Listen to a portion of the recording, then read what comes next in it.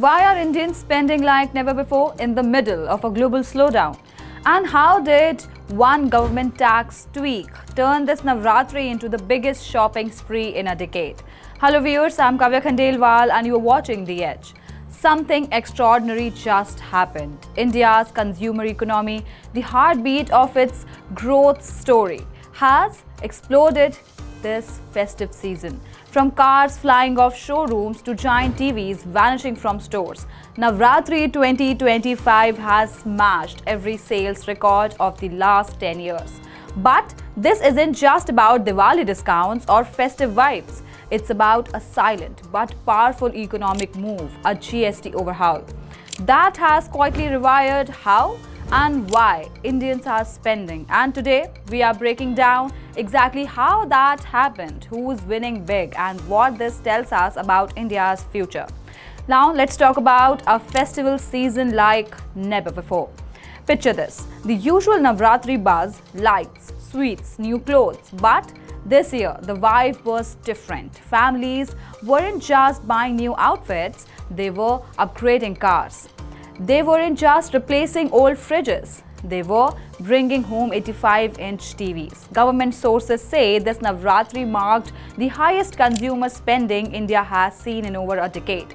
And it's not a coincidence. It's a result of the next-gen GST reforms, a tax rationalization drive that quietly reduced GST slabs on everything from essential goods to aspirational purchases. The result? Lower taxes, cheaper products, and most importantly, more confidence to spend. Now, let's talk about how GST changed the game. For years, high GST rates had kept many aspirational products like cars, large TVs, and premium home appliances out of reach for the average middle-class family. Spending decisions were delayed, purchases were postponed. But this year, the Indian government tweaked the rules. GST on certain automobiles components was brought down. Several electronic goods were moved into lower tax brackets. Retailers got incentives for passing on price benefits to consumers. And suddenly, those purchases that once felt like a burden now felt like a celebration. Let's look at where Indians spent like never before. Number 1, automobiles. The engines of growth, the auto sector was the biggest winner of Navratri 2025. Maruti Suzuki broke every record in its 35-year history.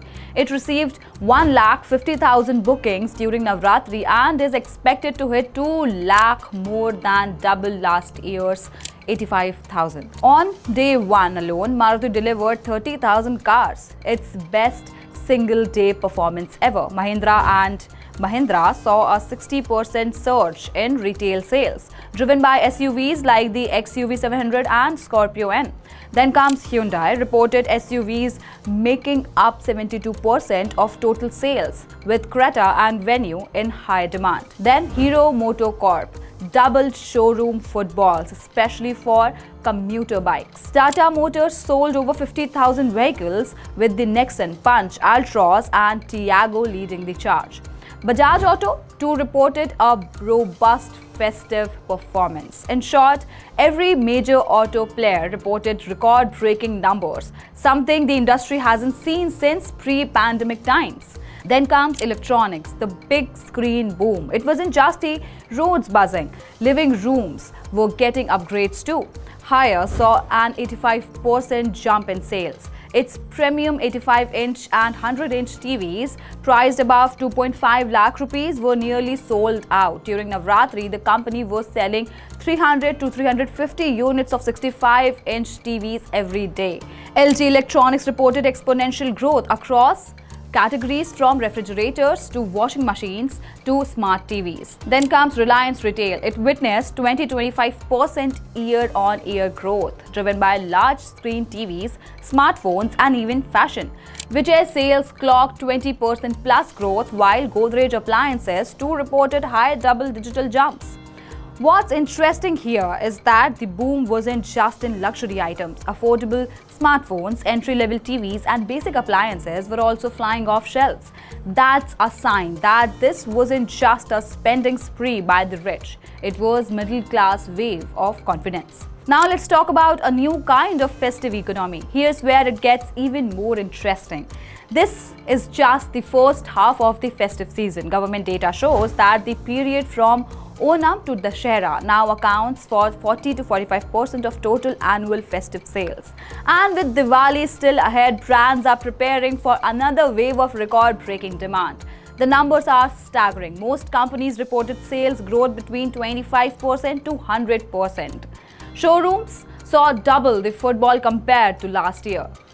And for many sectors, this Navratri was not just good, it was historic. But beneath the numbers, something deeper is happening. Lower GST didn't just make goods cheaper, it shifted consumer sentiment. It made people feel more confident about the future, more willing to spend, and more ready to invest in upgrades they once delayed. It's a classic example of how smart fiscal policy can directly influence consumer behavior and in turn fuel the broader economy.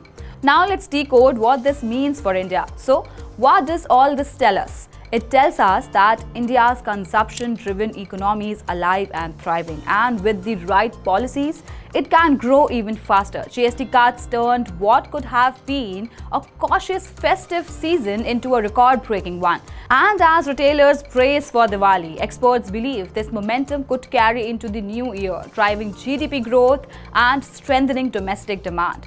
But here's the question that remains. Is this one-off festive boom, or that start of a new consumption era for India? What do you think? Are GST cuts really making life easier for consumers, or is this just pre-election economics?